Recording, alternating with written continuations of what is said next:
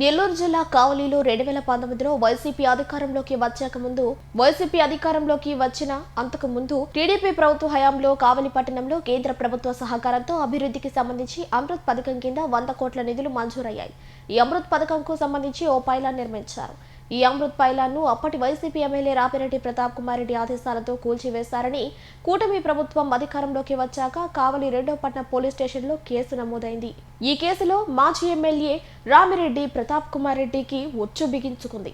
నెల్లూరు జిల్లా కావలిలో 2019లో వైసీపీ అధికారంలోకి వచ్చాక అంతకు ముందర టీడీపీ ప్రభుత్వ హయాంలో కావలి పట్టణంలో కేంద్ర ప్రభుత్వ సహకారంతో అభివృద్ధికి సంబంధించి అమృత్ పథకం కింద 100 కోట్ల నిధులు మంజూరయ్యాయి. ఈ అమృత్ పథకంకు సంబంధించి ఓ పైలాన్ నిర్మించారు. ఈ అమృత్ పైలాన్ను అప్పటి వైసీపీ ఎమ్మెల్యే రామిరెడ్డి ప్రతాప్ కుమార్ రెడ్డి ఆదేశాలతో కూల్చివేశారని కూటమి ప్రభుత్వం అధికారంలోకి వచ్చాక కావలి 2వ పట్టణ పోలీస్ స్టేషన్లో కేసు నమోదైంది.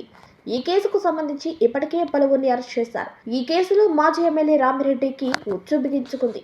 ఇప్పటి వరకు కండిషన్ బెయిల్ పై ఉన్న ప్రతాప్ కుమార్ రెడ్డి నేడు కావలిలోని 2వ పట్టణ పోలీస్ స్టేషన్ కి విచారణకు హాజరయ్యారు.